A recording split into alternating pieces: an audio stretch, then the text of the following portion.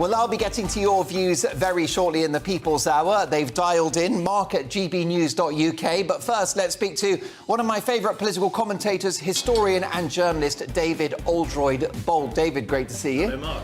I hope you appreciate the old-school analogue telephone. It's lovely to see something so useful brought back into general viewership. I mean, mobile phones have no aesthetic point to them, do they, nowadays? They're just a screen that sucks you in, whereas if you had to go to a phone like that, sit down in a comfortable chair, dial it on the ringer, you might actually think a bit more about doing something other than phoning all your friends all the time. Definitely, and those phones taught us to be patient because there was no voicemail, and if you wanted to take that call, you had to be in. Back in the day, actors would sit at home all day, literally waiting for the phone to ring. Well, for most actors then, it was probably a benefit that they weren't on screen.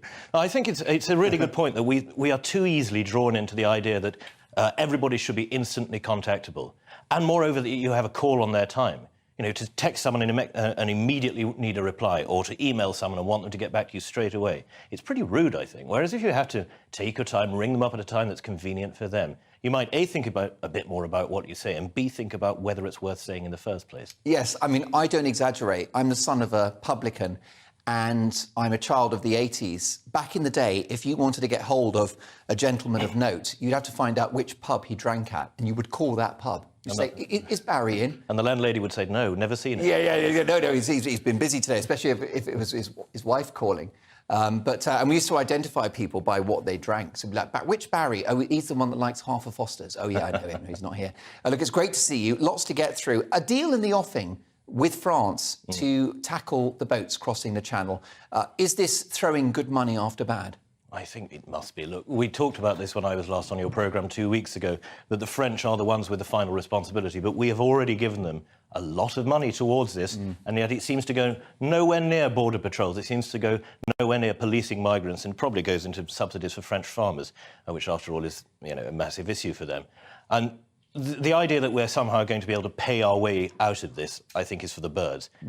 This has to be a question of us simply saying these borders are closed, and anybody who comes here you can't sink them in the middle of the Channel. There is some humanitarian impetus to look after these people, but thus far and no farther. And if the French refuse to take them back, then we will have to say, look, it's the migrants, or it's our relationship with you as a fellow European country.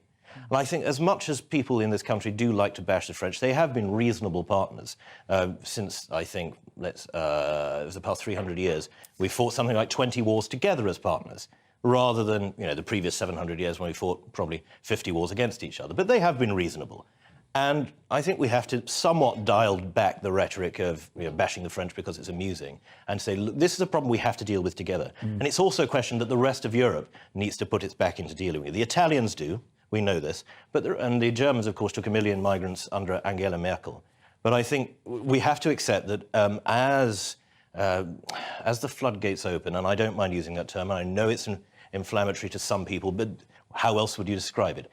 As more and more North Africans and Middle Easterners decide that they're going to make their lives in the West, and in Europe, Western Europe particularly, we have as a continent to come up with some idea of how we're going to distribute these people equally between us if they are indeed going to stay here. Indeed. So, back in the day, people's concerns about the migrant crossings would see them labelled racist or xenophobic. Has this issue now entered the political mainstream? Yes, but there, of course, are those people for whom it will always be a racist issue because they don't have to deal with the consequences. They don't live in the parts of the southeast that are just overrun with not only the people who are coming on these boats, and we know as of today it's 3% of Albanian males are now over here as asylum seekers. There aren't many wives and children, are there? Not that I've been able to see, but it's also the emergency services and the armed forces that have to be there to deal with this. And local services in, let's not forget, seaside communities are hugely depressed communities compared with the rest of the country. Some of the poorest communities in our nation are seaside communities. And people tend to think, well, that must be down in the southwest or up in the north. No, if you think of somewhere like Hastings or Clacton-on-Sea, these are really poor places where services are already stretched. It's desperately unfair to think that they should have to take on all of this extra burden at the same time. So, yes, it is, I think, still for some people a racist issue because it helps them in their political campaign to have open borders and for them often cheap labour, whether that be as nannies or cooks or cleaners or whatever else they have. But I think we have to accept that for the majority of people now, it's a pressing, serious issue. And also, open borders is part of the sort of crazy hard-left woke ideology. And that's why we battle woke every day on this programme and on the channel, because that's really the agenda. Defund the police, get rid of the nuclear family and open the borders, except that the British people, by and large, won't tolerate that. And I wonder whether that might be an issue at the next general election. I think if Rishi Sunak can tackle those illegal migrant crossings in the Channel, I think he potentially wins the next election. It's going to be a serious issue. I mean, it is already a serious issue, but as you say, electorally. If he gets it down from 1,000 a day entering the country illegally to 100 a day, he can say, I've been decisive, I've protected our borders. He can say that, and the Labour Party will have nothing to say against it, because, of course, it was the Labour Party who, from 1997 to 2010, allowed in millions, quite literally millions, 1/10 of the existing population was added to it in those years. Eastern Europe.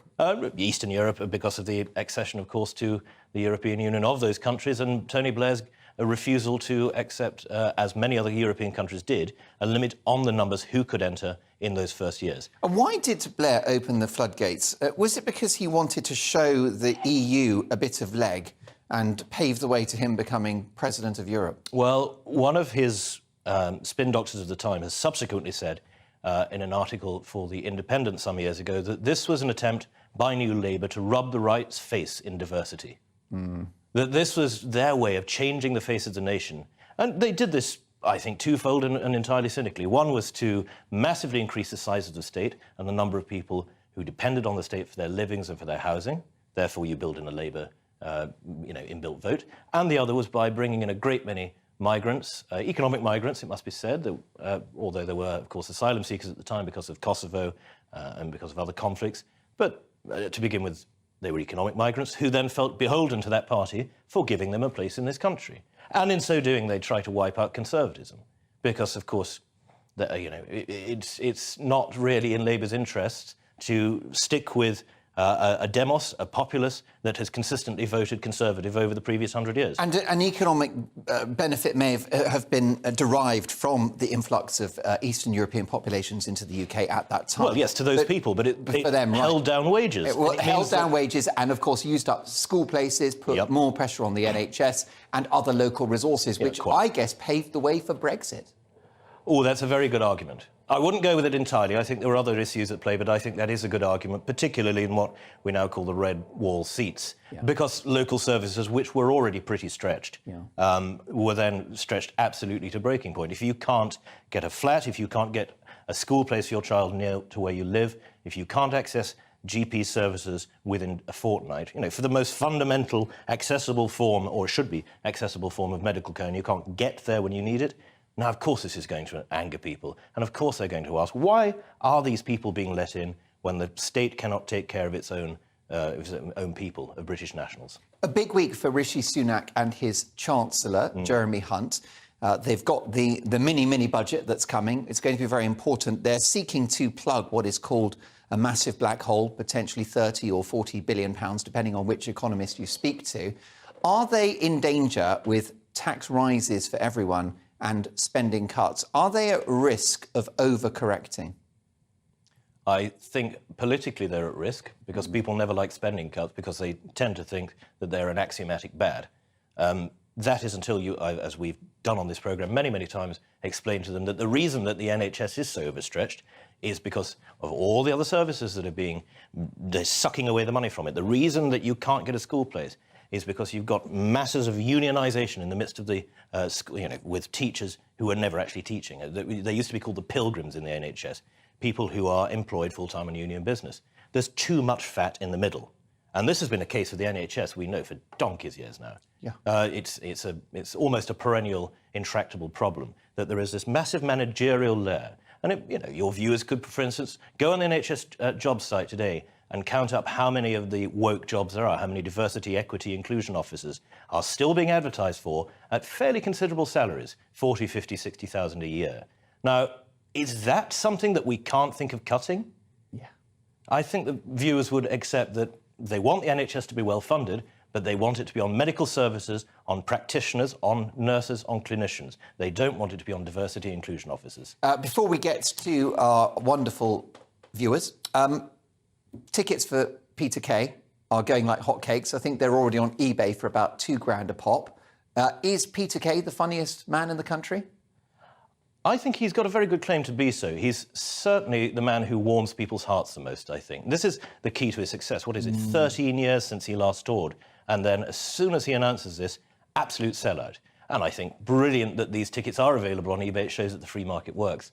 There's always a demand. Nicely done. There you go. Well, look, I'm delighted to say that David Oldroyd-Bolt is with me taking your calls for the next 45 minutes. And we, of course, are going to get to all of your views. In fact, Cal, let me have a shot of our fantastic guests in the People's Hour tonight. We've got viewers from around the country, north, west, south and east.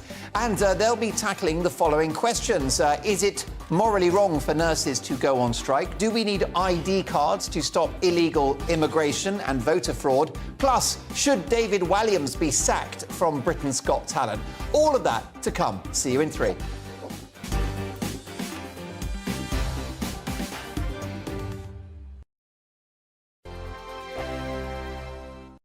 We are GB News. And we'd like to say thank you to each and every one of you for helping our great nation find its voice. We're absolutely everywhere. Across England, Scotland, Wales and Northern Ireland. On TV, on radio and online. We're proud to be the People's Channel, Britain's news channel. Hello, I'm Michelle Dewberry and you can join me every weekday 6 till 7 on Jubes and Kerr. Me and my panel will get stuck right into the day's events and I can tell you, in fact, I can warn you, expect some robust debates, some strong opinions and perspectives from both sides of the fence. It's about you at home as well. I love to read out all of your comments, or at least as many as I can. So join me, Michelle Dewberry, Monday to Friday, 6 till 7 on Jubes and Kerr. Join my show Farage, 7 p.m. till 8 p.m. Monday through Thursday. And there you will get opinion, analysis, debate, and I'll cover stories that nobody else dares to touch. You've been cancelled. Join the club. Oh, my goodness me. And then for the last 15 minutes, talking pints. We're over a drink. We have a civilised conversation with someone. We very often disagree, but we do it in a grown-up way. Come and join me on Farage. On the Mark Steyn Show, we cover the stories a lot of people are scared even to mention. The stuff that really matters with some of the world's biggest thinkers. Now is his opportunity to kind of take the steering wheel of history. Break away from the flop at 8 o'clock on GB News with the Mark Steyn Show. Hello, I'm Esther McVeigh. And I'm Philip Davis. Whether you're watching or listening on TV, online or on radio, we handpick the latest stories, debates and expert opinions for your weekend. So whether that's politics, news or showbiz, we've got it covered. Join us every Saturday morning at 10 o'clock on GB News.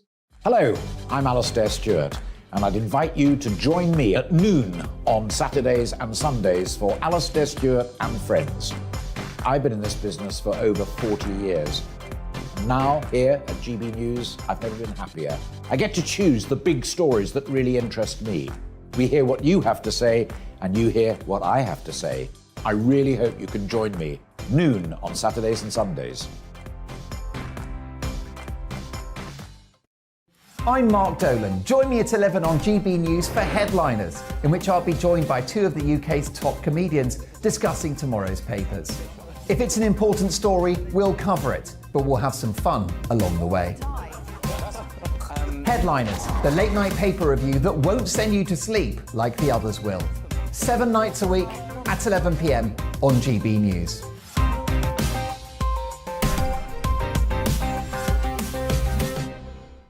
Hi there, it's Stephen and Anne.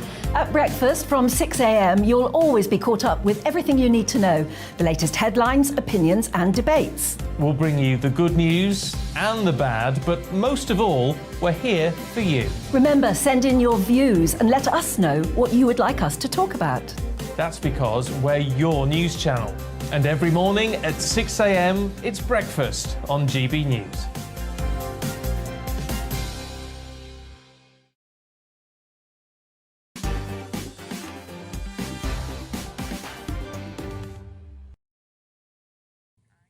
Welcome back to Mark Dolan's Saturday Night In and the People's Hour, in which the first hour of this programme every Saturday is dedicated to your video calls. Now, let's kick off with the NHS, and nurses have voted to go on strike for the first time in their 106-year history. The Royal College of Nursing are seeking an inflation-busting pay rise of 17%. Given they went through hell in the pandemic, is this a worthy request or an unreasonable demand as the country faces unprecedented economic challenges? And is the decision by nurses to go on strike morally wrong, given the fact that it could impact patient care or even cost lives? Let's speak to Robin in St Albans. Hi, Robin. Hi, good evening. Great to have you on the show. What a beautiful part of the country. Hertfordshire, of course. Roman Verulamium, and you look like a bit of a rather special antiquity yourself.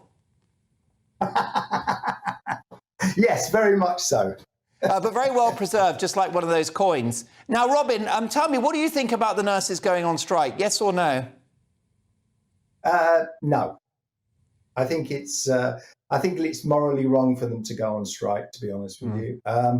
However, having said that, unfortunately, I had to spend some time in hospital recently visiting my mother on a regular basis. And what I noticed was there's a massive understaffing because they had a board that listed the number of nurses and assistants that were meant to be in every day. And I would say about 2/3 were in. So there was at least a third missing. So I'm not sure how they, and they all looked unbelievably stressed. So I have great sympathy for them, but morally, I do not think they should strike, no. No, and the issue, Robin, is that the RCN are saying this will not impact emergency care, only non-urgent care. But I don't know about you, I'm not sure what non-urgent is. If you've got, I don't know, pain in your lower back, if you've got a migraine, if you've got a skin complaint, all of that sounds urgent to me. Yeah, well, everybody's own issues are obviously urgent if you take yourself either off to hospital or you're already in hospital. My mother was on this ward with, other very old people. And, they all didn't need care all the time, but I'm not kind of sure what, emergency care would be in that instance. I do think, like a lot of other services, I think there are certain organisations that should not be allowed to strike at all. And we have that with the army, we have that with the police. It should be true of the fire brigade, it should be true of the railways, it should be true of the civil servants. I actually also think it should be true of teachers. Again, I have great sympathy for all of these professions. I think they're all stressed, they're all overworked. The argument about whether they're underpaid or not is an individual debate. Yeah, however, there is the emotional argument with regard to nurses, because I'm sure you'll agree, you'll have the same feeling, Robin, which is that we love our nurses. They really are angels, and it's amazing how they go above and beyond the call of duty, working long hours, and of course, during the pandemic, they've been to hell and back. Absolutely. So is there not an emotional... Yeah, go on. Is there not an emotional argument to give them the money that they've earned it?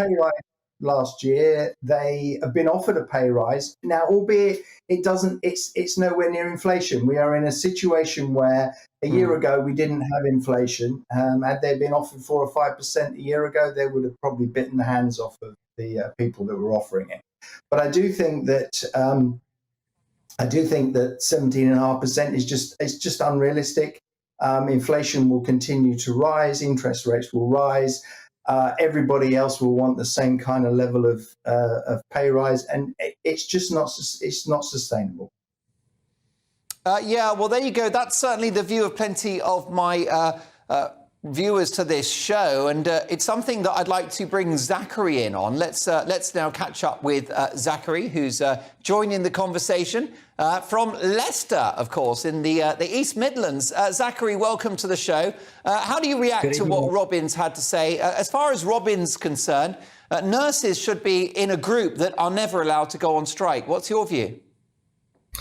Well, I wouldn't go that far, and I was hoping not to be drawn immediately into a question of what's moral, because I tend to start from the perspective of what's legal, and of course it's legal to strike, and I would never suggest in a democracy that the right to strike should be in any way curbed or certainly not repealed. Is it moral to strike is another matter. And it might be moral if it were just about pay.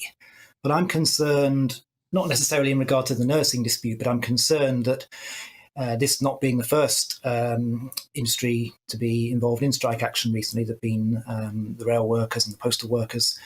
I'm always concerned when it comes to strikes that there's something deeper going on in regard to politics rather than pay or working conditions or whatever the subject of the strike happens to be. And I was interested to read the comments of the General Secretary and Chief Executive of the Royal College of Nursing. And she said, and I quote, this is a defining moment in our history, and our fight will continue through strike action and beyond for as long as it takes to win justice for the nursing profession and our patients. So that suggests to me that she's giving this some greater purpose extending to the patients. And it seems to me that the best way for the nursing profession to give justice, whatever that means, to patients is to carry on with the job and be good nurses, and not to abandon that or to lessen the commitment to it through strike action, however well-meaning it might be. I'm concerned that there might be a deeper motive. And maybe that's unfair, and maybe I'm allowing my view to be coloured by recent experiences, in particular Michael Lynch, or Mick as I think he likes to be known, of the RMT, who's made some comments in recent times that I think are a direct challenge to the authority of the government. You know, some of the things he said while Liz Truss was briefly Prime Minister I thought were dreadful. Again, I quote, "The quicker they get out of the way and let people who are competent in, the better it will be for all of us." Again, It suggests some grander purpose. You know, they're not there for that grander purpose. They're there to represent their members. If they want to get involved in politics, fine, go and join a party, stand for Parliament, but please leave politics out of it. Amen to that. Zachary, I understand your reluctance to get into the moralising when it comes to this strike, because that's an absolute can of worms, philosophically. However, with a waiting list of around 7 million people who are waiting for non-urgent treatment at the moment in the NHS, it's pretty clear that this strike will put more pressure on the NHS, and therefore it's likely that people will suffer and lives could be lost. Nurses could have blood on their hands for this strike. Yes, and you're right to press me on the moral question there, Mark, because that was part of what's on the screen. And I know that live TV time is tight, so I won't use too many words. I'll just say, yes, in that context, it is morally wrong for nurses to strike. If patient safety is in jeopardy, then of course it's morally wrong. Yes, interesting stuff. Let's bring David Oldroyd-Bolt into this conversation, who is my sidekick for the programme, historian and political commentator. How do you see this one playing out, David? Because the issue is the government will be tempted to make a deal, especially because the public have a lot of affection for our nurses and the NHS. But it could be the thin end of the wedge with doctors, police officers, teachers also looking for a pay rise, as well, of course, as lawyers and other public sector workers. I think that's the key point. The government must not give in on this issue, because once you give in on an issue of paying conditions in inflationary times, in times when it's hard for everybody to make ends meet, then you create a sort of cascade effect. And every public servant in the land will be threatening to withdraw his or her labour in order to essentially extort the state, which is their benefactor, to make them better off when the people paying their wages are worse off. I think it's an interesting thing that the Royal College of Nurses won't tell us how many of its 300,000 members voted for this, never mind what proportion, as in took part in the ballot, never mind what proportion actually voted to strike. I think if we're going to talk about democratic institutions, it rather behooves them to tell the people whom they're threatening by saying that they're going to withdraw these essential services, how many of their members actually want to do it. I've always thought that there ought to be a minimum floor in these things. Some unions have it, some don't. I think Zachary's point about the unions not being political is, if I may say, somewhat mistaken. The entire point of unions is to be political. That's why they were founded, to give their politics an outlet, to give their members' politics an outlet. And the unions' links with the Labour Party go right back to the foundation of the Labour Party. So as much as we might like there to be these disinterested guardians of workers' rights, I'm afraid that they simply don't exist in this context. And if nurses do insist on striking, then I should say to Mr Sunak that he must emulate Ronald Reagan, who in 1981 fired 11,000 air traffic controllers, who, being an essential service, were told by presidential order not to go on strike, because you cannot run a country when essential services withdraw themselves on conditions of pay like this. They continue to go on strike, and so he fired 11,345 of them. He refilled the jobs within a month.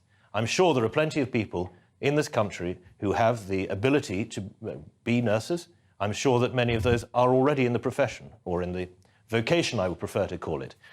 However, I don't think there's ever going to be a problem with recruitment, particularly given the extraordinarily generous pension conditions that obtain in the public sector of this country. Their pay, we know, is not of the highest, but it is a vocation. They choose to do this because they presumably have some kind of caring impetus.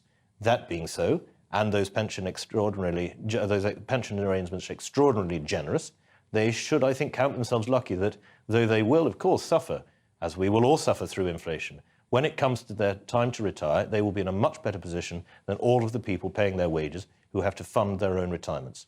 Well, I'll offer my 2 pennies worth, which is that the nurses do deserve a pay rise. There is a moral case, but the problem is that we shut the economy down for 2.5 years.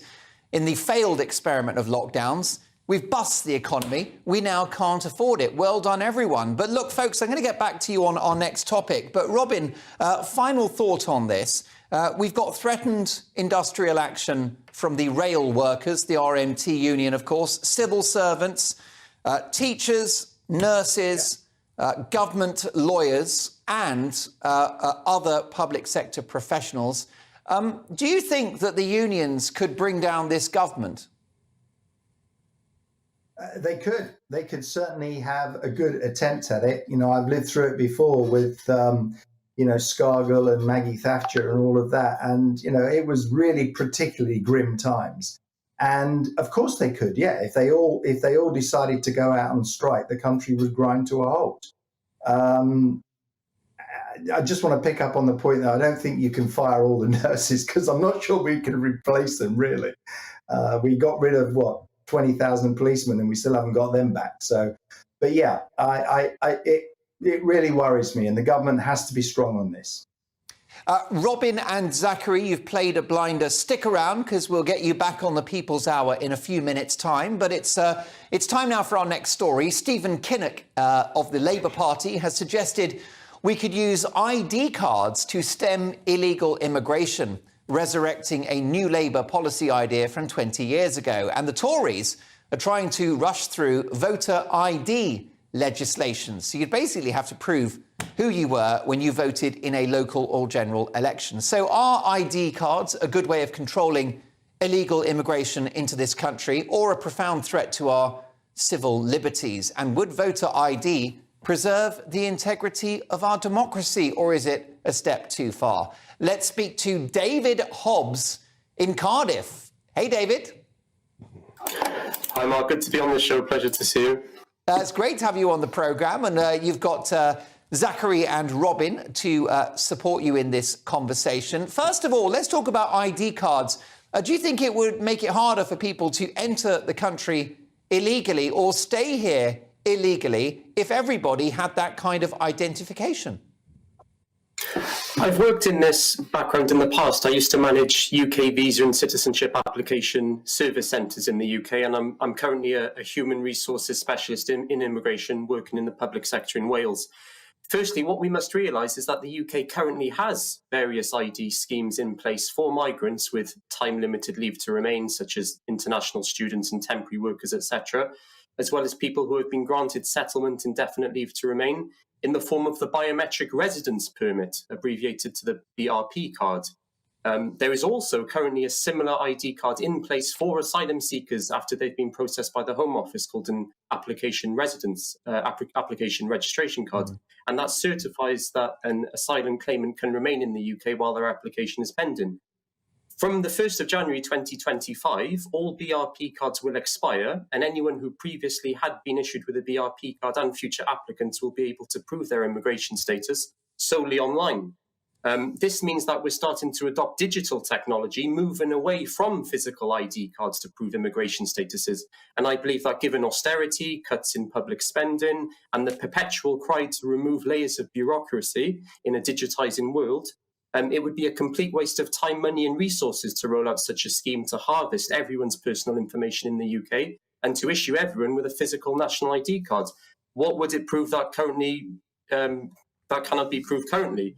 For British citizens themselves, the passport can suffice in improving identification. So why do we need to waste public funds and resources to implement such a thing? Funds and resources in this sector should be instead directed to helping frontline border force and Home Office staff, as well as the police, with regards to tackling things like illegal immigration and election fraud. Yes, I mean, David, the issue with digital ID is it opens the door, doesn't it, to state and technocratic control of our lives. Worst case scenario being the Chinese social credit system, in which if you're spotted on CCTV littering or getting a parking ticket that you don't pay, suddenly you're not able to buy your groceries at the local supermarket. Absolutely, yes, definitely, and it opens the door to human rights abuses, GDPR legislation being breached, perhaps. Again, I think it's a complete waste of time to even consider such an archaic concept, which was muted 20 years ago and subsequently scrapped. David, what do you think about this? Because New Labour have been keen to have ID cards going back to the years of Tony Blair. Well, show me an issue around civil liberties or around immigration or around population where the left doesn't try and impose ID cards. It's been a canard of theirs for years because it extends the power of the state. I think there is an absolute fundamental of being British that you are not required to prove to the state who you are. The state is required to prove that you are not who you say you are.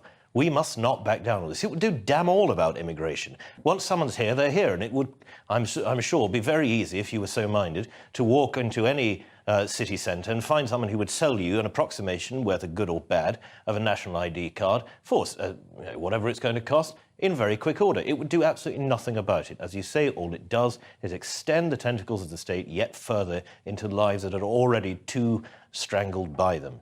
And I agree with you that there is a risk with this, that we move towards a social credit system, particularly as more and more payment, whether that be of bills or for data, goods and services, becomes digital. If we then have a digital ID system, what's to stop the two being intertwined and the state having the complete and utter ability to look at you wherever you go, whatever you do? It strips away privacy. So I think Mr. Kinnock, A, is being stupid to say that this would do anything about immigration, and B, disingenuous to pretend that it's about anything other than extending the power of the state. OK, well, we'll come back to David shortly. Both Davids, David Hobbs in Cardiff, our brilliant GB News viewer, and David Oldroyd-Bolt. But let's also bring Zachary and Robin, two other viewers to Mark Dolan's Saturday Night into the conversation. And Zachary, what about this idea of showing your ID when you go to vote? We've seen big problems with the credibility of US elections in recent years. Don't you think it would restore public trust in democracy if people had to prove who they were to vote? No, I don't think so. I think there ought to be credible ways of challenging voter fraud without resorting to this gross exaggeration of identity cards. And just to broaden it, if I may, Mark, you're right to say this is something that New Labour were talking about 20 years ago. And at the time, I thought it was quite benign. I thought, these are people who grew up as student radicals. If you've got nothing to hide, you've got nothing to fear, all of that. And then when I saw the actual legislation that came in, it terrified me. And to bring it right up to date, of course, in the context of what we've seen in the last couple of years, vaccine passports and all of that, or COVID passports, whatever they were called. Even the term cards, I imagine it's not card, it's plastic. I imagine the plastic will soon be superseded by some kind of digital card. I exist with a BlackBerry, and I'm finding that what your wonderful colleague Neil Oliver refers to as digital totalitarianism, making me out of time, out of date, not being able to get into gigs without a big fuss beforehand because I don't have the right equipment. So I do fear that what sounds like a benign card that you carry around becomes something digital, in time digital only, and one becomes culturally, socially disenfranchised. To bring it back to the voter issue, disenfranchised more properly if you don't have a card to go and vote. Terrifying. Yes, we had a taste of digital tyranny in the course of the pandemic when you couldn't get into your local pub for a pint without scanning a QR code. Welcome to hell. Robin, last thoughts from you on this. Devil's advocate, If you are an upstanding citizen with nothing to hide, what's the problem with carrying an ID? I personally don't have any issue with it, and I'll tell you why, for a couple of reasons. One, we already have driving license, we have passports, we have all that information. If anybody wants to stop us and find anything about us, they can. But I actually run a sports tech company, and it's absolutely critical that every fighter in one of our sports has a digital card. They cannot compete in a competition without their ID card. It has all their medical data on it, has their previous fighting information on it. So if they were knocked out in a previous fight 2 weeks before, they're not allowed to fight. It has all their drug testing information, etc. I have no problem with digital ID cards. I think nobody else should. There you go. Well, let me tell you, folks, that Robin, the two Davids and Zachary will be back for more in 3 minutes' time. Coming up, should David Walliams be sacked from Britain's Got Talent? Of course, you might have heard that story. He referred to a contestant as the C-bomb. He made sexual remarks about another contestant. Should ITV fire him? We'll debate that next.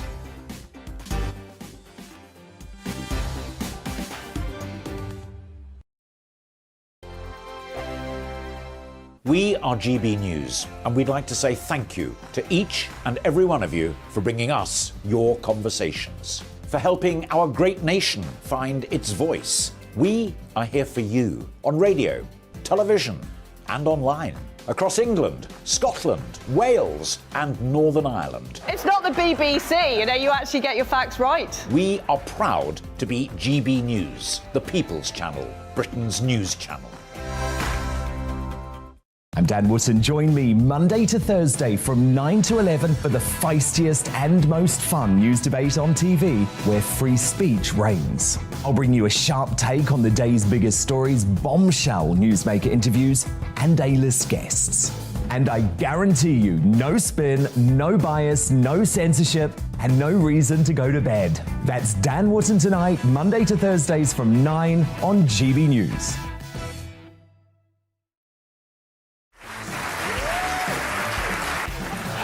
My name is Andrew Doyle. Join me every Sunday evening at 7 p.m. for Free Speech Nation. This is a show where we address current affairs and news stories of the week with the help of two wonderful comedian panellists. I brought in comics because I want to give it a lighter edge, and also they work for less. See you there.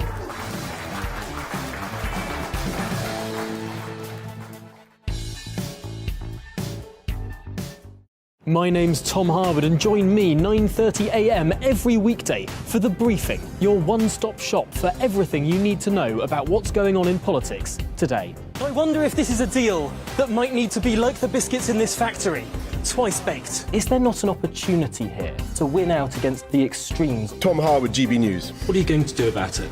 Things should have been done differently, and they certainly are being done differently. Don't miss it. The Briefing with me, Tom Harwood, 9:30 Monday to Friday on GB News. Every Friday and Sunday night from 9, it's Mark Dolan Tonight. We're on the same page again. There's something weird happening. Let Ian finish. Don't be such a cranky. That mini budget was the tip of the iceberg. And on Saturday, my show just got bigger. From 8, it's Mark Dolan's Saturday Night In. You can't govern a country if you can't speak. Stop talking. My God, we reached the end. I've never been early in my life. Only on GB News, the People's Channel. Join me, Arlene Foster, for The Briefing on GB News. Every Friday at 3 p.m, I'll give you all the latest political news and analysis, and we'll have robust live debate. To make sure that you're caught up on all of the biggest issues of the day, we'll bring on experts in their field. I'll ask the questions that you'd like to ask. We're not afraid to tackle discussions from all perspectives, including yours. Don't forget, The Briefing with me, Arlene Foster, every Friday at 3 p.m. on GB News. We are GB News, right across the nation. You can get us on television, on radio, on digital. We're absolutely everywhere. Amazing! You see, amazing! You remind me of me in the European Parliament. But here's the most important bit. We are not part of the mainstream establishment. We think and speak just like you do. We are the People's Channel. Magnificent. That's really, really thoughtful. Come and join us on GB News, the People's News Channel.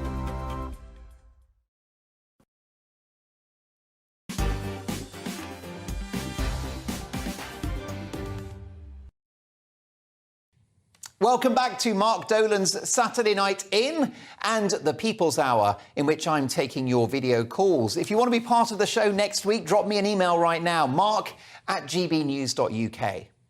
Let's get to our final story, and the comedian David Walliams has been forced to apologise after he was accused of making derogatory and sexually explicit comments about contestants on Britain's Got Talent, the show he judges. His comments were picked up by microphones with a transcript passed to the Guardian newspaper. It reported that in a conversation with colleagues, not intended for air, Walliams referred to one older performer as a C word 3 times, and it's the bad C word, after the contestant made a jibe at his expense. And after a female contestant walked off stage, Walliams is alleged to have commented, "She's like the slightly boring girl you meet in the pub that thinks you want to F them, but you don't." Walliams has since apologised, but should he be fired as a judge on Britain's Got Talent? Let's talk to Andrew Pritchard in Dudley. Hi, Andrew. Hello there, Mark. Good evening. Great to have you on the show. What do you think? I'm not one for cancel culture, so I think he should stay. But what's your view? I think Walliams should be sacked. He was disrespectful. He tried to defend himself by saying that the remarks were never intended to be shared. But he'd already done the damage by then. Those comments had come out in a transcript, and basically he should be sacked. Do you think it flies in the face of his brand as a family entertainer? Definitely flies in the face of his brand being a family entertainer, for sure. I mean, when you look back at the 60s and 70s family entertainers, you wouldn't dream that any of those types of entertainers would come out with such remarks. Did it surprise you? Are you a fan of David Walliams? I'm afraid I'm not a fan of Mr. Walliams. Let's face it, he hasn't done a considerable amount, really, in my opinion. He's starred in a sitcom which is a Marmite sort of sitcom. It's one of those types of programs you either love or hate. And he's written some books and made an awful lot of money out of it. And here he is now these days sitting on a panel of judges judging people when he hasn't really had that much experience in the world of talent himself. And Andrew, some would say that we all make outrageous comments to our friends in private. Is it fair that he's being hauled over the coals for a private conversation? Well, Mark, you make these comments and you sometimes never know who's listening. And it's always best to be careful in that situation, isn't it? You don't want to say anything too controversial, especially if you're a public figure, because it has a habit of getting out into the public domain. And then you get a situation like this where he's clearly being caught out. Let's bring our brilliant other viewer, David from Cardiff, into this. David, should Walliams, the creator of Little Britain, should he be sacked? Yeah, but no, but yeah. I don't think he should lose his job. I'd like to take a balanced view in terms of he does have a social responsibility because he is an international best-selling children's author, prerogative word there being children's author, so does hold that responsibility to act as a positive and good role model to children. The halo has slipped, the mask has slipped very slightly. He's apologised for his comments. He's not been without controversy in the past with regards to some of the comedic acts that he's performed on Little Britain, which perhaps wouldn't get onto TV nowadays. However, considering that he's apologised and considering that he's quite a well-loved figure and a mainstay of Britain's Got Talent, he always plays that aloof character and protagonising Simon Cowell, which we all enjoy watching. I think he should keep his job. Perhaps a kind of a final warning, perhaps. And I'm sure he's regretful about his comments. Andrew, it's interesting what you've had to say there. Do you think that we hold celebrities to too high a standard, one that we might not hold for ourselves? I think that we look on our celebrities to behave themselves. and they don't invariably, especially after 9 o'clock at night. Some of the people who appear on television after 9 o'clock at night are, in my opinion, an absolute disgrace. They really do show themselves up. But I'd just like to say one thing. I think there's a bit of an ITV clique. There are certain celebrities who work for ITV who can do no wrong at all. And these celebrities, such as Williams and also Philip Schofield was recently found out, where he went to the Queen's lying in state, and all the talk was that he podged the queue. And ITV backed him up to the hilt on that. And they just don't have the courage. They don't seem to have the courage to do anything about it when any of their stars step out of line. Well, look, a fascinating and nuanced debate. Cal and Chloe, I don't know if you can give me all of my viewers at the same time. Do you think we can manage that?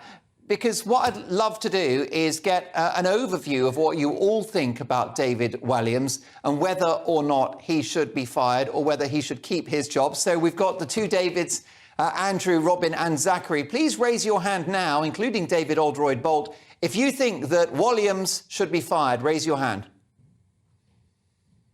OK, so one vote for his swift dismissal, but the others are keeping the faith. Can I thank the two Davids, Zachary, Andrew and Robin, for a brilliant debate. And chaps, please come back and see us on the People's Hour again soon. I've loved having your company. Now let's just have a final goodbye with our fantastic historian, political commentator and journalist, the wonderful, the one and only David Oldroyd-Bolt. So, David, lots to talk about this week as we conclude the People's Hour. And in America, the situation looks very unstable, doesn't it? You've got a president struggling with his own cognition. Meanwhile, the halo has slipped for Donald Trump. What do you think is going to happen in America in 2024? What I think is going to happen is that Donald Trump will run for president and win. What should happen, of course, is that he had a fit of outbreak of sanity and realised that his winning would destroy America even more than it already is destroyed. I agree with you. President Biden is clearly not in a good way. He should not be anywhere near a position of power, never mind in charge of the world's largest nuclear arsenal. The problem for the Republicans is that they're still, although this seems to have slipped a bit, they're still enthralled to the cult of personality of Donald Trump. Rick DeSantis would be a much better presidential candidate. I think he does have the ability to unite America again. But it's going to come down, of course, to whether you want the Democrats with their increasingly woke agenda and with their massive expansion of the state, incredible expansion of spending that makes what we're doing as a state look piddling, or whether you want Trump, who makes Americans feel good about themselves. I think this is something that everybody underestimates about him, because we see him as this vulgarian, as this appalling man who shouldn't be allowed anywhere near a civilized dinner table. Well, look, we're not inviting him to dinner. The Americans want someone who makes America great again, and they see that in him, rightly or wrongly. Fascinating conversation. Thank you to the brilliant David Oldroyd-Bolt, who will return to the programme very soon. Coming up in Mark Dolan's Saturday Night In the big question, are beauty pageants outdated? We'll speak to Miss Great Britain 2022. Plus, in my big opinion, it's time for Britain to get back to work. I'm sorry, work from home doesn't work at all. See you in 3.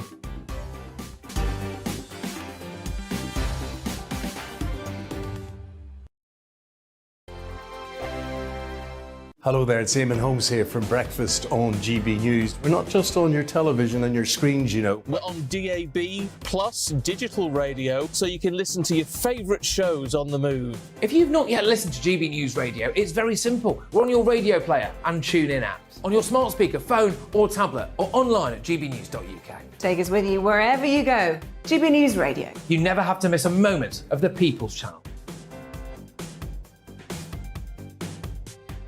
Hello, I'm Simon Evans. Join me on GB News for Headliners at 11 p.m, where I'll be joined by 2 of the country's top comedians as we take a look at tomorrow's newspapers tonight. If it's a big story, we'll be covering it, I guarantee, but we'll also have some fun along the way. That's GB News Headliners at 11 p.m. We won't put you to sleep, unlike some of the other paper review shows out there. So join us, 11 p.m, 7 nights a week. I'm Mark White. As GB News Home and Security Editor, I cover those key issues that are so important to you. Our authorities, our communities doing all they can to combat violent crime. With the public services under unbearable strain, why are we still failing to control our borders? Defence, the first priority of any government, has been continually hollowed out. Can we trust our politicians to protect the armed forces? Join me, Mark White, on GB News. Monday to Thursday on GB News, it's Bev Turner Today from 10 a.m. There's never been a more interesting but also critical time in British politics, and I can't wait to bring you the biggest stories of the day with the best factual accuracy and also a few of my own opinions thrown in. We'll engage in passionate but always polite debate with your thoughts and opinions at the centre of it all. Monday to Thursday, 10 till 12 on TV, on radio and online.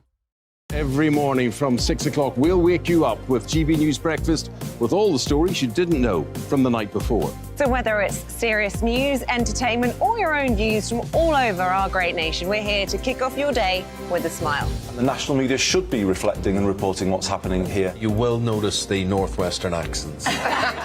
Whether you're with us on TV, radio, or online, every morning, it's breakfast from 6 a.m. Hope you can join us. Monday to Thursday nights on GB News. At 6, it's Dubes & Co. 7 o'clock, Farage. At 8, join Mark Stein. And at 9, Dan Wootton Tonight, followed by Headliners. On TV, radio and online. This is GB News. On the Mark Stein Show, we cover the stories a lot of people are scared even to mention. The stuff that really matters with some of the world's biggest thinkers. Now is his opportunity to kind of take the steering wheel of history. Break away from the flock at 8 o'clock on GB News with the Mark Stein Show. We are GB News. And we'd like to say thank you To each and every one of you. for helping our great nation. Find its voice. We're absolutely everywhere. Across England, Scotland, Wales and Northern Ireland. On TV, On radio. and online. we're proud to be The People's Channel. Britain's News channel.